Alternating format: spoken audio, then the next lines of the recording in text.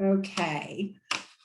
So this is part 2. A few weeks ago, if you guys remember, on the in-service day, we did a training on how to complete the AFLS. We talked about what is the AFLS.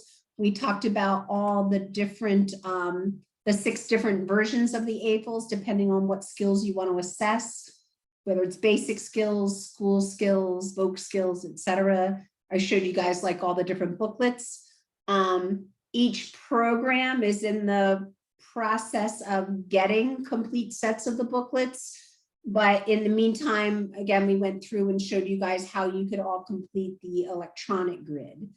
And then at the end of the training, we went through that training. We went through and showed you how each of the items on the electronic grid ties to the paper version, the booklet. And we showed you guys how to go ahead and do that. And then we asked you to then go out there and actually practice administering an AFLS with one of your students, to just pick. It didn't matter which booklet you chose, which skill set you chose, just to pick one and go out there and practice administering it. Some of you were able to do it electronically using either Excel or Google Sheets. But some of you were challenged and weren't able to do it, so you went ahead and did the paper version.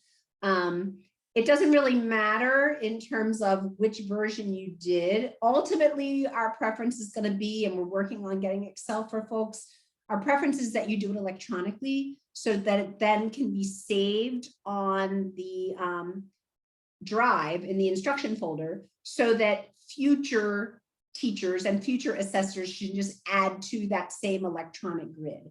If you do the paper version, that's okay for now, but that's not going to be our long-term goal, because then the paper versions get lost.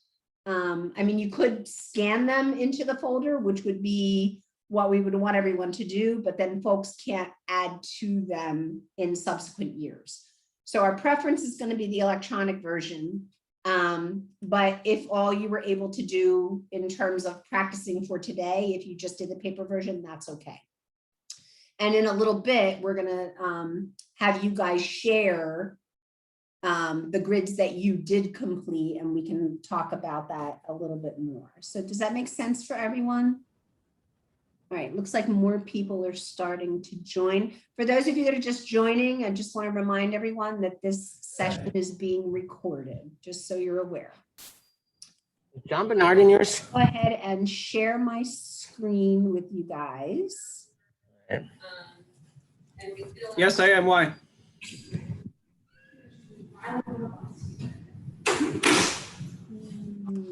Scott, did you need me for something? First.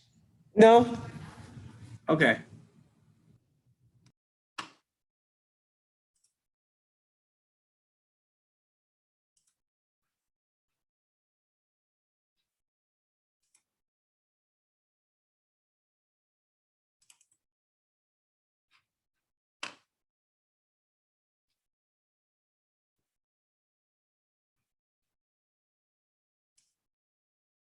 All right, can you guys all see my screen? Okay, with sharing my screen, I can't continue to see all of you. So if you do have any questions or anything, please just kind of unmute and ask, because I may not see if you raise a hand. Okay, so today's focus is going to be on part 2 of the AFLS assessment. So now that you've had the opportunity to practice doing the assessment, what do we do with that information? So you've completed the grid, you've done the assessment, you've been able to kind of determine what skills your students have and what their deficit areas are. So now what do you do with that information? What are the next steps? So once the grid is completed, and again, I'm going to share this PowerPoint with you so you'll all have it as a future reference. But for right now, I just kind of want to go through it. So once you do the assessment, once you've got that grid completed, you notice that you're going to have boxes that are shaded in certain colors. And for those of you who haven't had part 1, just sort of bear with me on some of this, because you're going to get that training shortly and you'll be able to kind of piece this together. So you're going to be looking at that completed grid, and you're going to look at what skills does the student have, which are indicated by the boxes that are shaded in, and then what areas are skill deficits, which are indicated by the boxes that are not shaded in. And the nice thing about the grid is that you have this sort of at a glance visual without needing to know specifics. You can just sort of at a glance say, wow, this whole column is pretty empty. There's not a lot of boxes shaded in. That's going to be an area that I might want to focus on in terms of teaching. So along those lines, you may have several columns or several areas that are empty, and you know that those areas, but we can't focus on everything at once. So you're going to have to figure out like how to prioritize which skills you then want to develop goals for and how to promote independence in those areas. The other thing I want to mention, and we're going to talk about it a little bit more too, that just because something is not a goal doesn't mean you can't work on it, right? So when we write IEPs, we're writing goals that we're held to, that we have to work on because there are skills that are in the IEP. But we can always do more than what's in the IEP.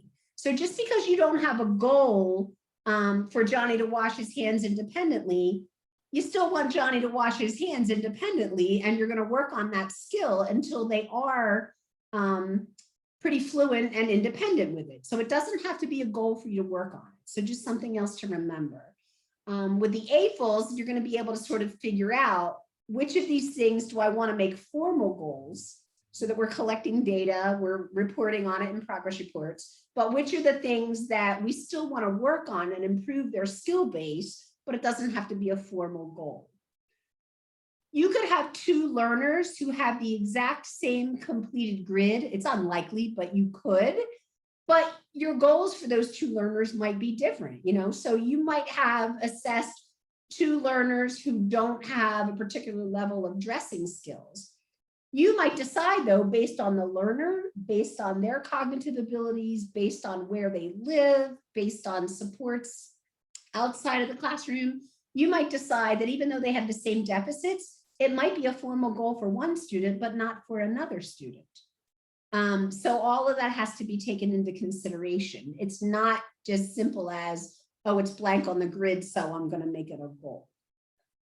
You have to take lots of things into consideration, like we just said.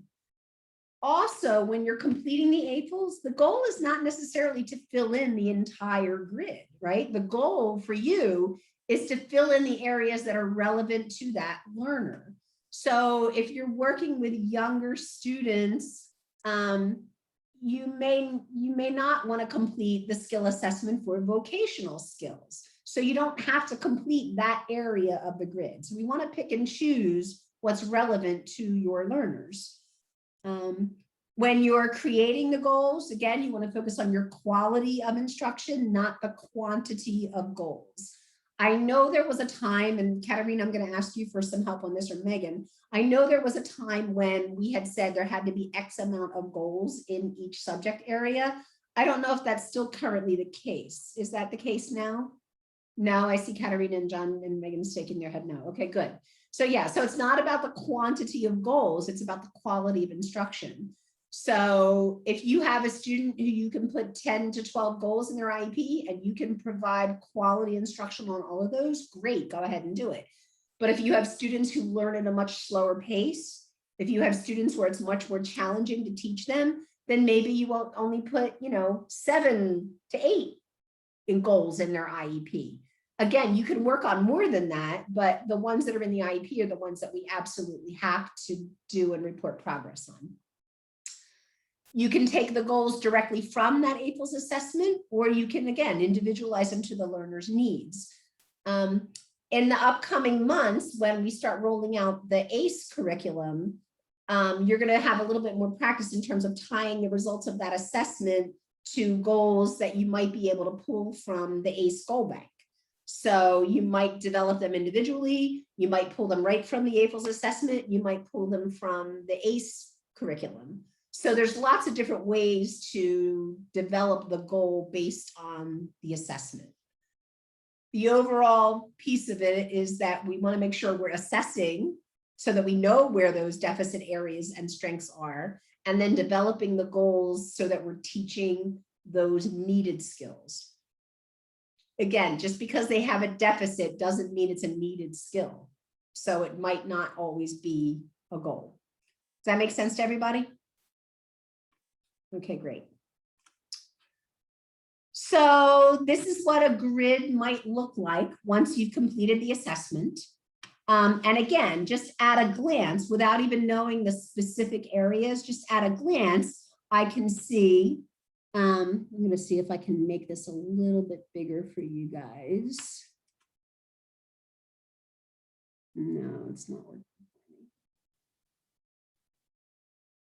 All right, so anyway, when you get this, you can see, but you can see like this first column, you know, it's about 50-50, about half of the boxes are shaded in. In the second column, which is basic communication, there's very few boxes filled in. In the third column, there's a lot more filled in, et cetera, et cetera. You could and eventually should go back and look at those exact specific items, but just in general, I can at a glance look at this grid and say, wow, there's a lot of deficits in the area of basic communication. And basic communication is a very important skill for all of our students. So again, just quickly at a glance, I can look at this and I know I've got to write goals for basic communication skills. And then I could go in and look at each individual item to see what that is. Like, is the basic communication being able to request at least 10 items? Is the basic communication being able to respond to a greeting? So you could then go back and look at individual items and decide which of those are priority goals for your student. But again, the nice thing about the grid is that just at a glance, I can see that that's a big deficit area. Does that make sense?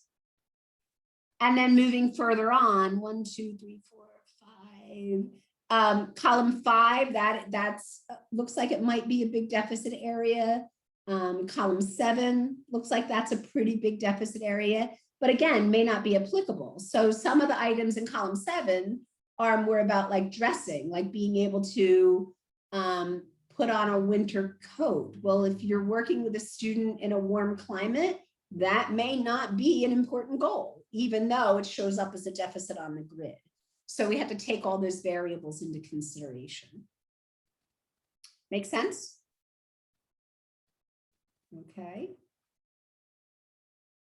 So the other thing that we need you to do, and we'd like you to do for your IEPs, is that then there needs to be some sort of summary statement based on your assessment.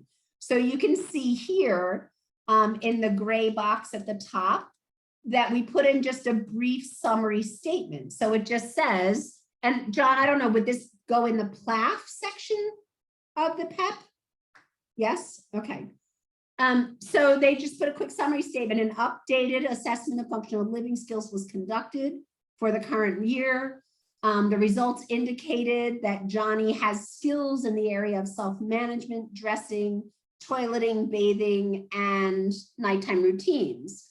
However, Johnny continues to need support and to gain skills in the areas of basic communication, grooming, and health and safety and first aid. So again, that's just looking at that grid at a glance, just a quick view. We're able to write that very brief summary statement. Here's the areas where they have strengths. Here's the areas that they still need to work on. So based on that, what are some potential goals you might create for this learner? Anybody have any suggestions?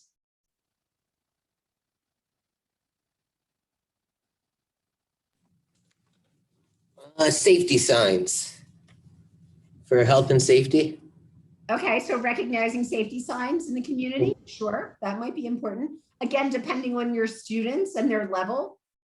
For some students, that might not be maybe just recognizing a stop sign. That would be good enough, right? So it just depends on the student. Anybody else have any other goals? Katarina, go ahead. Actually, I just had something similar recently, and I spoke with the dad to kind of consult which one would be the most important. And he was thinking about basic communication, just to recognize at least that picture so he knows who is his dad. So in addition, we took under consideration the results of the test, but also we consulted with the parent. Good. Rachel? Underneath comprehensive health, I just completed an IEP, and underneath comprehensive health, I had a hand washing goal because I have a student who does wash his hands, but does not do it thoroughly, or just grabs the soap and goes like this. And so to go through the, I'm sorry, my brain is fried, task analysis, the steps to properly and completely wash hands. Right, exactly. And again, we're just talking about right now, we're just talking about looking at that grid at a glance, but then you could go back in and look at those specific boxes and those specific items that are not shaded in, you know, and then determine maybe a complete task analysis for hand washing isn't needed. Maybe for some students, it might be they can do everything fine, but they don't dry their hands well. So maybe the goal is just dry their hands, maybe not the whole steps of hand washing. So you could go back in and look at the specific items and look at those specific boxes sort of afterwards. But the framework is you just want to start with the generalities first and then kind of move through it. Does that make sense to everybody? Okay. So in this particular case, again, we're going to use an example of a student who needs, we can tell from the grid that they have deficits in basic communication. And so we want to be able to know how do we improve those.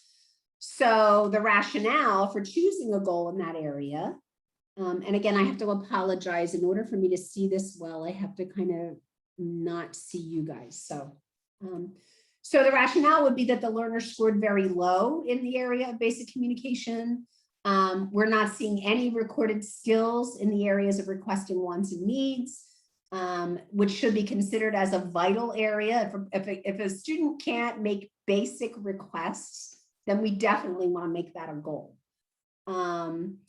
They lack functional communication. It hinders opportunities for independence. It hinders opportunities for behavior reduction. Right? So we know that 9 times out of 10, problem behavior is communicative. So if we want to be able to teach them a functional alternative to the problem behavior, they've got to have that basic communication skill, whether it's asking for a break, whether it's asking for help, whether it's asking for attention, whether it's asking for anything. Those are important skills to have. So we would probably want to prioritize those as goals. The other stuff, again, we can still work on it, but it might not be a formal goal. In this particular case, the boxes are also showing us that the learner's lacking skills in the areas of following instructions, which could inhibit overall safety and success. And if we're talking about a 20-year-old versus we're talking about a 10-year-old, right? That's going to make a difference. They might have the same exact deficit areas on their grid, but for a 20-year-old, that might be a much more important goal than for a 10-year-old. Or it might be taught in a different way for a 20-year-old or a 10-year-old. So all those variables come into play. So in this particular case, we're saying that, you know, these areas should be primarily considered in the creation of skill acquisition goals. So some relevant goals might be based on those AFL guidelines and the individualized to that learner. Okay, makes sense so far, guys? Okay. So looking more specifically at goal creation, again, we took that larger grid and we broke it down into this smaller section, which is what you would do in creating your goals. So in this particular scenario, so we look at the boxes that are empty. One of the boxes that are empty is basic communication items 1 and 2. It can be seen that the learner can follow 10 directions, which involve them going to specific places or people. There's 2 different options. We could say we want to expand upon that, and now we want them to be able to follow 15 basic directions.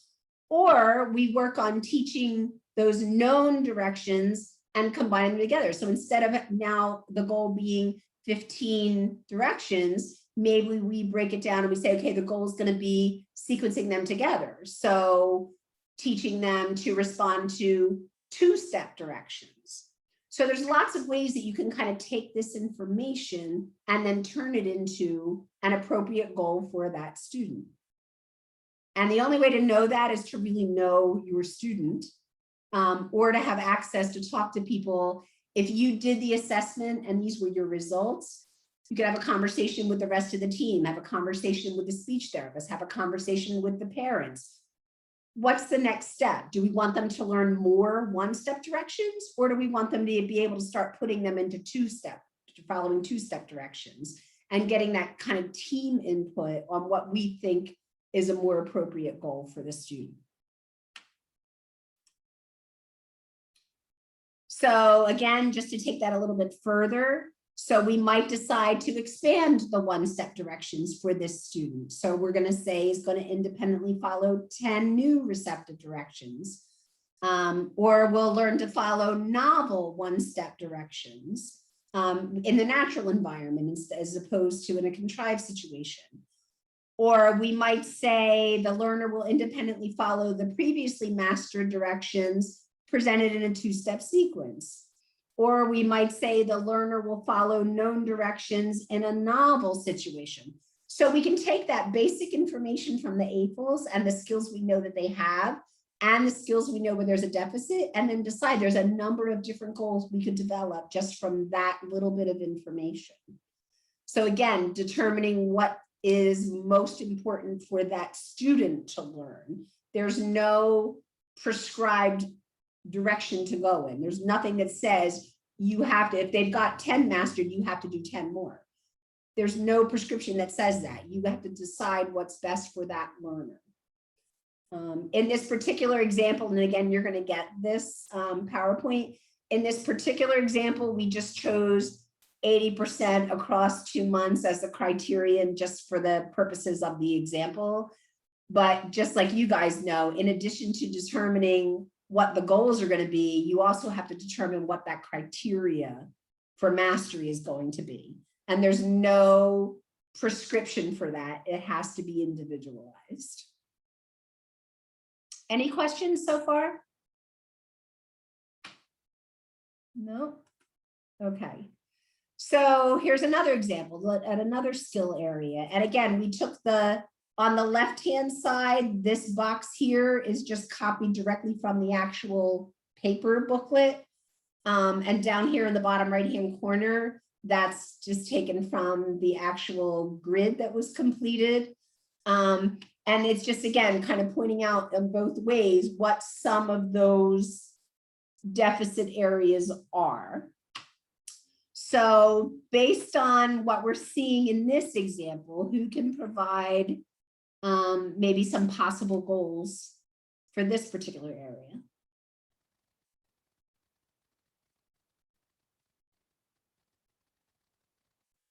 Any thoughts?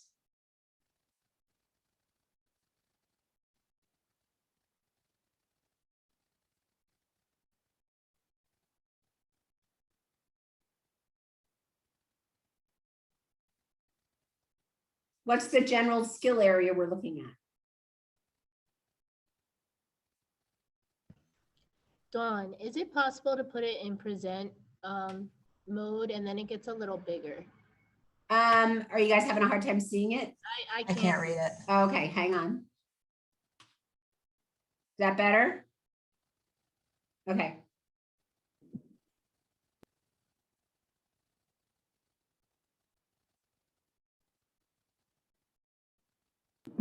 I can answer that question, Dawn.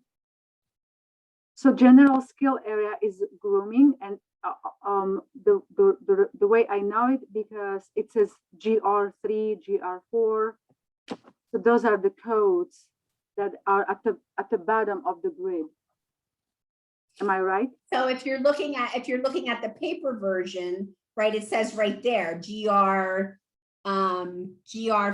is tolerates teeth being brushed by others. GR4 takes their hand off and puts the cap on the toothpaste. So if you're looking at the paper version, if you're looking at the electronic grid, remember you would have to hover over the item on the electronic grid, and that information would pop up when you're hovering over that spot. So we're looking at toothbrushing as the area.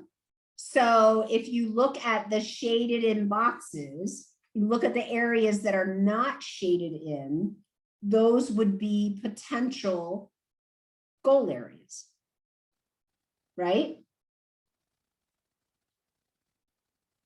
So GR6, GR7, GR8, you could look at those areas, either hover over it on the electronic grid or look at it in the paper booklet and say, okay, GR6 is brush his teeth. So that would sort of be like the whole task, right? GR7 would be rinses the toothbrush. So again, depending on your student, we know these are deficit areas. Do we want to have a goal for we'll brush their teeth independently and have the whole TA there? Or do we know that the main problem is that they don't rinse their toothbrush and put the cap back on the toothpaste? So maybe that's the goal. You don't have to have the whole task analysis. So you'll have to determine based on the deficit areas and the unshaded boxes on the grid, as well as your knowledge of what the student can and can't do, to decide which of those is the most important goal. Does that make sense to everybody? Any questions about that? Okay, I'm gonna go out of present again because I have to go back to my notes. All right, here's another one. I'll just do real quick here. So this is in the area of dressing. So it's DR. And if you look at the grid, right, a majority of the boxes are shaded in. So they have a pretty good repertoire of skills in the dressing area. There are a few boxes that are not shaded in. So we would have to decide, is it important? Is it an important skill? So for example, you know, DR13, there's boxes not shaded in, but it's puts on and takes off mittens. Is that an important skill? Is that something we would want to develop as an IEP goal? Maybe not. It doesn't mean we can't work on it. Again, if we think it's important for a student to learn to put their mittens on, we can certainly do that anecdotally and incidentally, but it doesn't mean it has to be an IEP goal. So even though it's identified as a deficit on the grid, it doesn't mean it has to be an official goal. So just another example there. As you get higher up and you look at DR33 and DR34, you know, you'd have to, again, take a look at those items individually and determine, are those important skills, or are they higher level skills that, yeah, it would be great for them to have, but there's so many other areas that are more of a priority. So it's all about balancing out the priorities. Make sense? Okay. So when we're considering the priorities for the goals, the other thing we have to think about is that independence. So again, going back to the dressing one, let me blow this up for you. So the rationale that you might include in your PEP, you know, is that, you know, Joey scored really high in the dressing area of the AFLS assessment. There are, however, some missing skill areas. However, the learner can independently do things like putting on and taking off their pants, their shoes, their shirts. Since they can independently do those essential, socially significant areas of dressing, you know, we've decided that we're not going to target those higher level skills at this time. So it does not appear at this time that a goal in the area of dressing is needed. So that would be your rationale. So if someone were to say, well, why didn't you choose that as a goal? That's your rationale right there.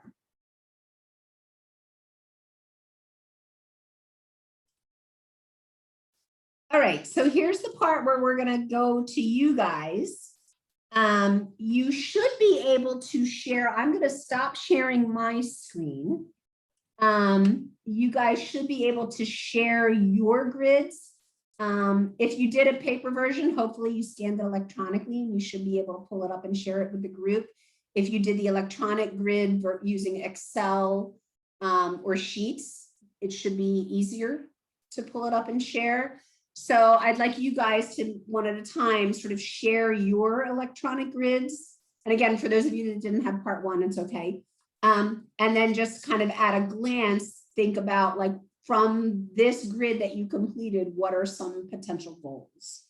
Anyone want to volunteer to go first? Do you guys all know how to share your screens? At the bottom, there's a green arrow that says share screen. You would click on that and then click on a window. I'll go first. Thanks, Carol.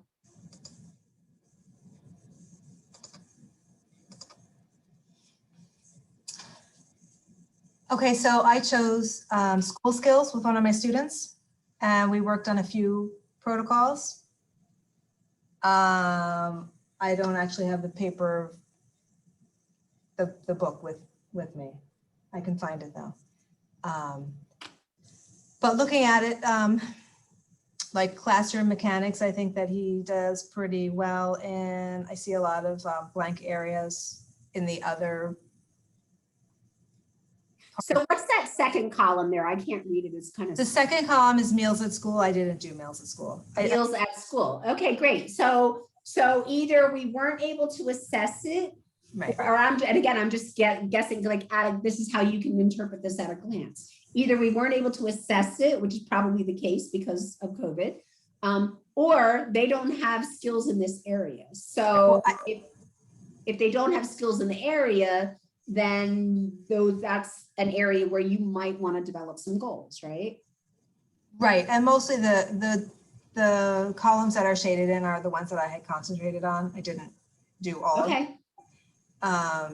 Social skills, there were a lot of holes in, and even in routines and expectations. Like I noticed that with the classroom mechanics and the routines and expectations, as you get farther up the grid and the skills get more, challenging, it's like there are a lot more holes in it. So some goals that I might want to consider are, I think, more in the area of social skills. And like I said, I don't have the paper in front of me, or the paper booklet in front of me, so I don't know exactly what those are off the top of my head. But there were some that he just like didn't have the skill, and there were others that I never saw to assess. And also in the common knowledge area. Yep. Okay, great. So yeah, so that's one of the advantages of using the electronic grid, right? Is that you can just kind of hover over the box and know what the item is without having to have the booklet. This was just easier. I know right now there's some issues with doing it electronically. The only other thing that I would mention is to try to stick to, even if you're doing a paper version, try to stick to the color code. It is color. I don't know why it didn't scan. Oh, it just didn't scan in It is color? blue. Okay. All right, thank you. The other thing, when I tried to do it on the electronic version, I couldn't, I don't know what I was doing wrong, but I couldn't get the dot to fill in. I don't know if anybody else had that problem. So whenever I would hover over it and click on it, it didn't fill in. So. Carol, I can come in and see what's going on. But I think it's a translation from Google Forms to. Well, I actually wasn't doing it. Microsoft. I was doing it on my Mac on Excel. So I don't know what I was doing. Yeah, so that could be part of the problem too. Like, yeah, I think different electronic versions work a little bit differently. We're having some conversations with the leadership, and with Ty, we are trying to get Excel back into the classroom computers. We're working on it, but we're not there yet. So anybody else just sort of looking at this grid at a glance, is there anything that jumps out at you as like areas that you think would be important for either further assessment or for goal development?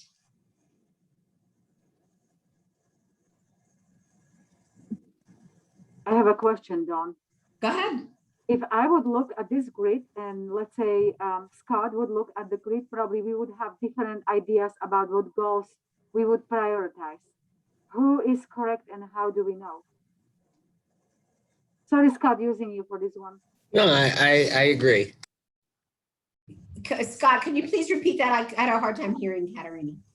No, I agree with Katerina. It could be subjective. We could look at the same thing and then think that there's two different areas, unless it's like very obvious where there's like all filled in, and with one just not filled in, like as much, like, and it's super obvious. Maybe me and Katerina will pick that same subtopic or topic, but like right now, she might be thinking that social skills looks like there's a lot of deficits in there. And I might be thinking, wow, I see that there's a lot of splintering in common knowledge. So like she might be hitting a different target where I might be hitting a different one based on the same assessment or looking at the same grid. That's what Katerina's kind of saying. And I agree. Yeah, exactly. And again, I don't think there's any right or wrong. I think that's where, again, you want to have that, you want to have the discussion with the team and make sure that you're including the family and make sure that you're including the speech therapist and the OT. And, as a team, I know sometimes it's a really nice practice to have like a pre-IEP meeting where the team gets together and kind of discusses what do we think would be good goals for Johnny before we write the PEP. I mean, obviously that takes some planning and some forethought because the PEPs are due 2 weeks before the meeting. You want to have time before that to have your pre-IEP meeting. So it definitely takes some planning and some forethought, but I think getting some team input, and then again, just knowing your student. And if you don't know your student really well, because you just got them or whatever, then maybe you can talk to people who do know them well, maybe last year's teacher. So there's a lot of collaboration, I think, that couldn't go into this. And really, it's just about deciding what's in the best interest of the student, what's important for them, for their independence and skills. So For the basically, student. would be correct, right? I would be correct as much as Scott in making the decision. Like there's no wrong answer. There's no wrong answer. I mean, there just has to, it's just, that's where that team collaboration, I think, is important. One thing that I really, really like about this and this assessment is like, especially when it comes to like, say, hand washing, and then a parent might say, well, my kid does it great. Where did you get this from? I can say, hey, I used the AFL assessment. We categorized it, and based on this, I can show them the data, and then they'll be like, all right, I understand. This is exactly where it is, and it might be a goal that we have to look at. So it's kind of like it may not be making it not anecdotal. You know what I mean? Exactly. You're relying on the data, which is really, really important. And it may not be an issue of can't do, maybe it's an issue of won't do. So how we teach it and how we approach it might be based on that then. Maybe it's not that they can't do it, they just don't do it. Maybe they do it great at home, but they don't do it at school. Yep, good point. All right, I'm trying to keep an eye on the clock and I want to give everybody a chance. So Carol, okay, thank you. Someone want to go next and share theirs? Rachel, go ahead. Oh, I'm not muted. Okay. Well, I don't know if you want me, I had no luck getting this in the computer at all. So, I mean, I did it, but I didn't scan. Is it pointless? I don't know. Well, can you hold it up to your camera so we can just briefly glance at it? Okay, so it's probably a little bit backwards on your camera, but so I'm seeing a lot of empty columns, and then I'm seeing a column it's very interspersed. There's some filled in, some. So can you talk about what that column is with some of the ones Okay, that are interspersed? the column is custodial and cleaning. Okay. Because obviously after we cook, there's an enormous amount of cleaning that has to happen in here. So and you did the voc skills. Yes. Okay. Yes, I did.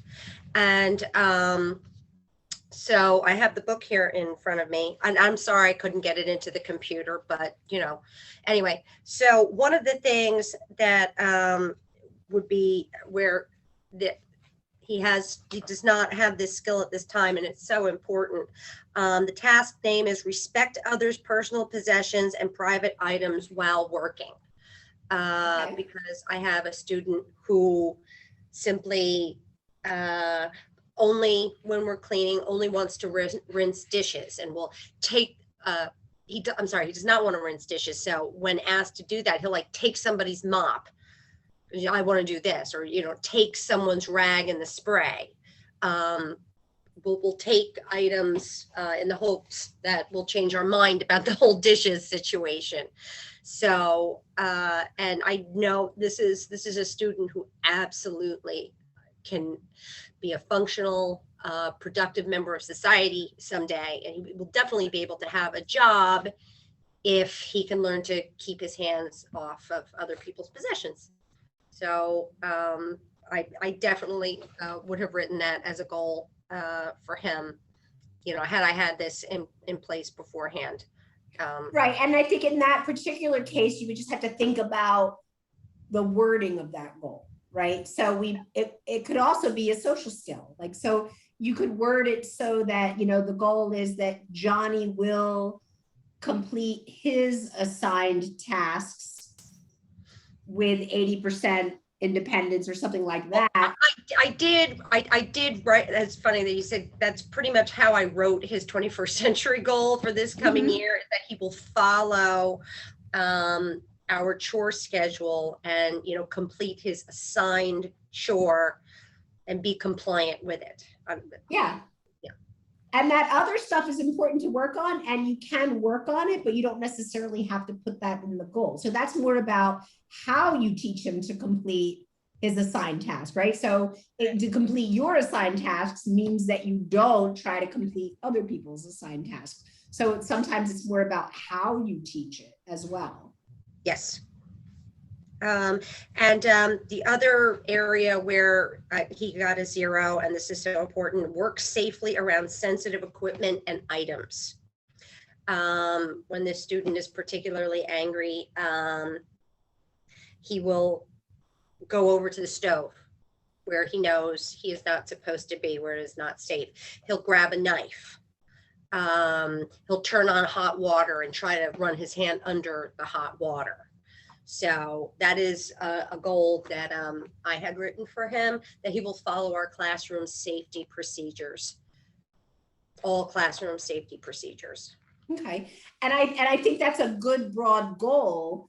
You might need to break it down into smaller objectives, right? Into smaller benchmarks, because how do we define follows safety measures? Because different work sites might have different safety measures, right? So in your classroom, following your safety measures might mean not turning on the hot water, but in a different work environment, following safety measures might mean, I don't know, not touching a hot stove. So it's a good broad goal, but for the IEP purposes, and again, I'll leave this up to your discussions with your leads and your teams, you might want to think about making that, because remember when we talk about SMART goals, right? We want those goals to be specific. So even though So how would I make that more specific? Write down my classroom safety rules? I don't, off the top of my head, I don't know. We would probably have to have a further discussion about it. But I think so the AFLS is giving you a good idea in terms of a skill area and skill deficits. But when we write the actual goals, we're going to need to maybe make them a little bit more specific, a little bit more measurable, and keep that SMART acronym in mind as you're writing those goals. Okay. Again, I think that's stuff that kind of has to be done individually with your team and your lead and your maybe even your BA, depending on the situation. And I don't mean to cut you off, but I know we've only got. No, that's fine. We can talk more about that afterwards. Okay, not today, but at some point. So, thanks. Does somebody else want to share theirs real quick? Another question. Yeah. All right. So do you think when we're starting this, do you think it would be best to like start this in a clinical, talking it with like people from the group home and maybe parents to start doing this, and then things that you can't get any information on, those are the areas where you have to contrive a situation to. Yeah, I believe you missed part 1 of the training, so that's a lot of stuff that we talked about in part 1 of the training. But yeah, so ideally, right, you know your student well enough that you can start off in the beginning with just sort of filling in the areas that you know well. Mhm. The areas you don't know well, ask and interview other people who do know the student well. And if they don't know either, then you might have to do a direct assessment, like have them actually do the skill to see whether or not. So it's sort of a linear process. Start broadly and then narrow it down. Now, when it comes to, I guess, direct assessing it, is it possible that that could be done in a group home, or should it be in the classroom? I think it depends on the skill you're looking at. Remember, Okay. whatever it is you're looking at, you're going to be teaching it in the classroom. So if it's, for example, making a bed, like, are they ever going to need to make their bed in school? Probably not. So is that worth putting in an IEP? Doesn't mean we don't want them to learn how to make a bed, and maybe you can collaborate with the group home folks on that skill, and maybe they can put it in their treatment plan. But I don't know that it necessarily makes sense to put it in an IEP as a goal, because they're not going to ever do that in school. Does that make sense? Makes a whole lot of sense. Okay. Real quick, Kristen, can you just show your grid? I think you and Stacy are the only other two that. And I can tell you, I didn't have a chance to do it. There's just been a lot going on down here. I did let my teacher lead know. Okay. All right. Thank you. Oh, Have hold one. on one second.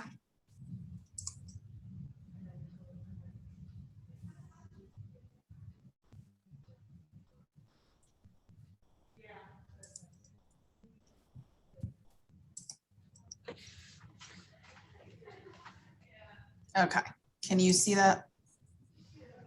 It hasn't popped up yet. It says you started screen. Oh, there it is. Okay. Good. Yep.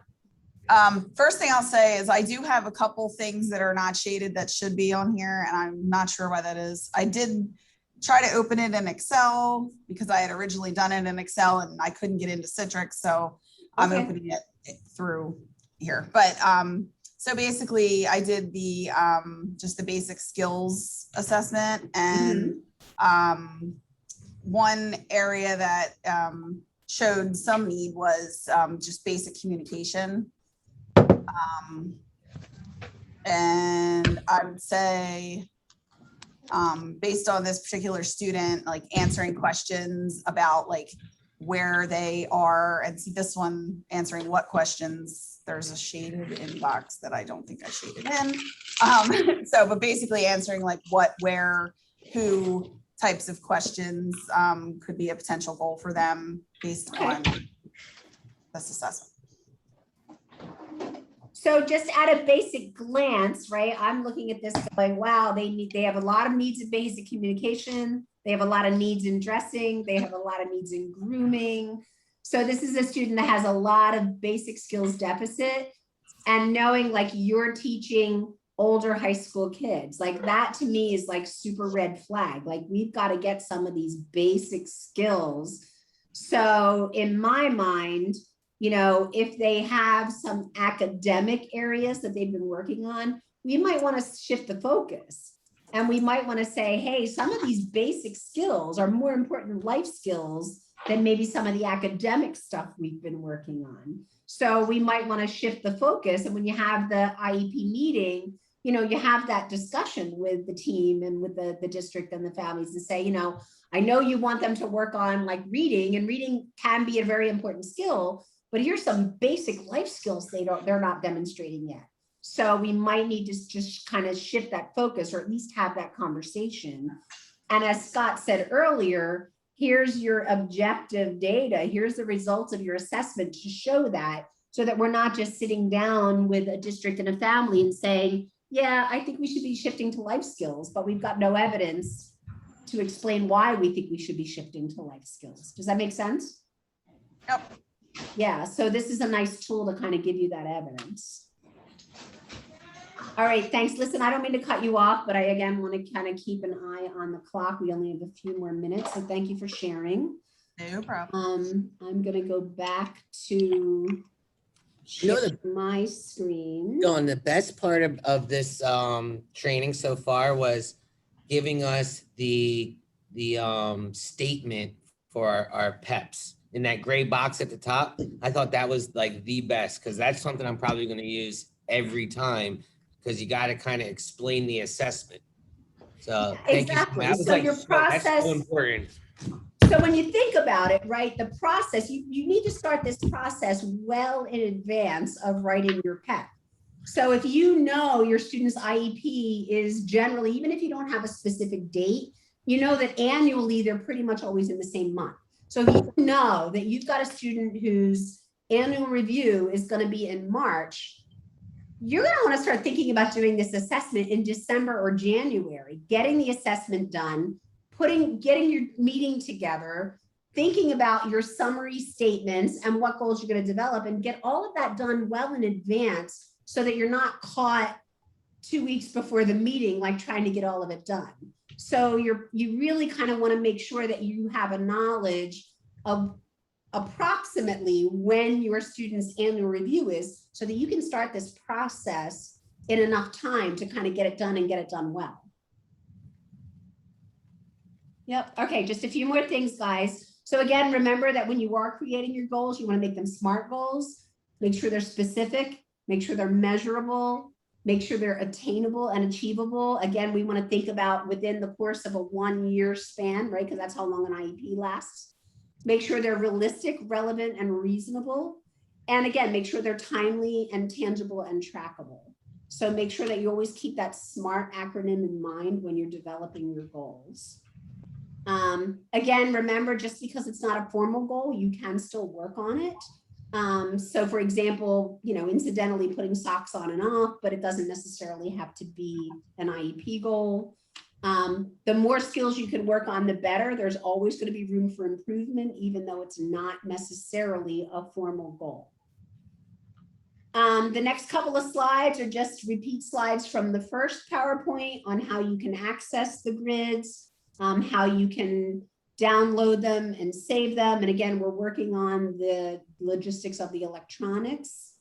And then to determine progress year after year, you're going to take that same grid. We're up to 4 years. You're going to take that same grid and add to it the following year with a different color. So that again, at a glance, you not only see where the deficit areas are, you see where progress has been made. And you can put that in your progress report section and in your skills section. You can see that last year there were 4 boxes shaded in blue. This year there's 8 more boxes shaded in purple. That indicates that there's been progress in that area. And then this again is just sort of a sample of what that would look like in the second year. All right, no, never mind. I hit the wrong thing there. I hit the share button instead of the present button. There it is. So you can see the first year are the boxes that were in blue.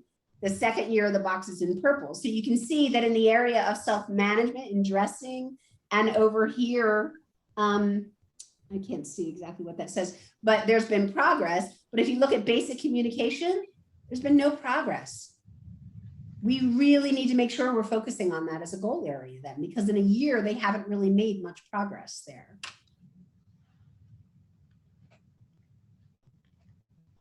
Okay.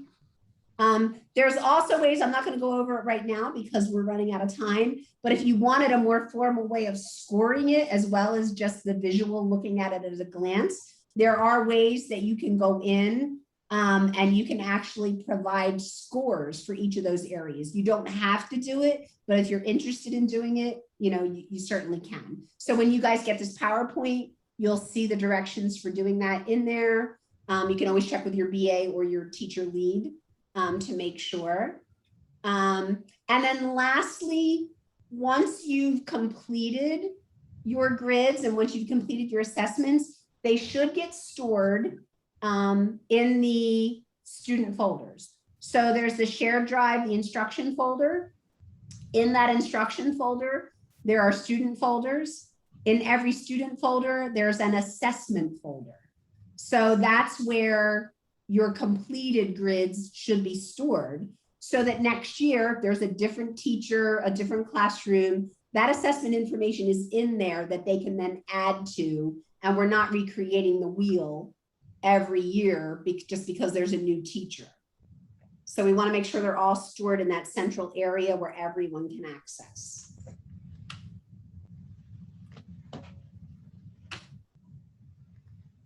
All right, does that make sense to everybody? No, it's a lot to cover. We have been at this an hour. Does anybody have any specific other questions?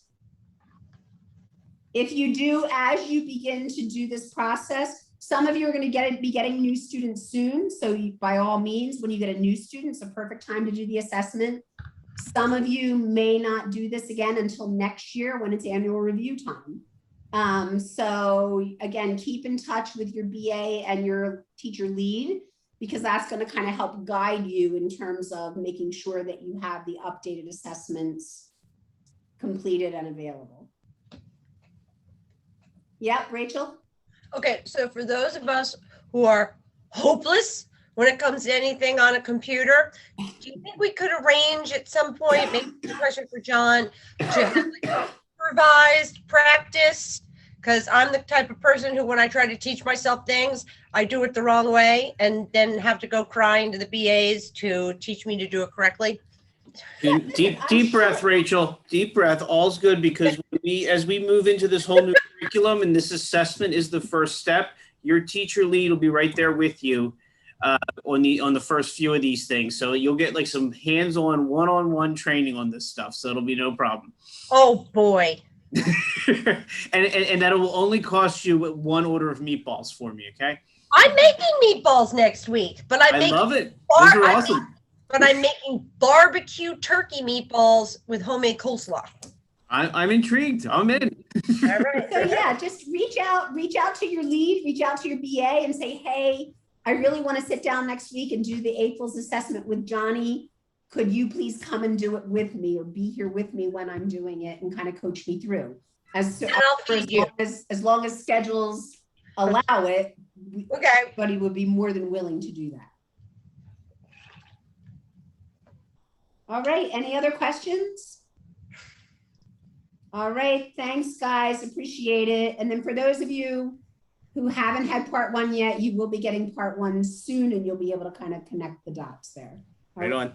Thank you, Dawn. Great job on this. Thank you. Talk to you guys later.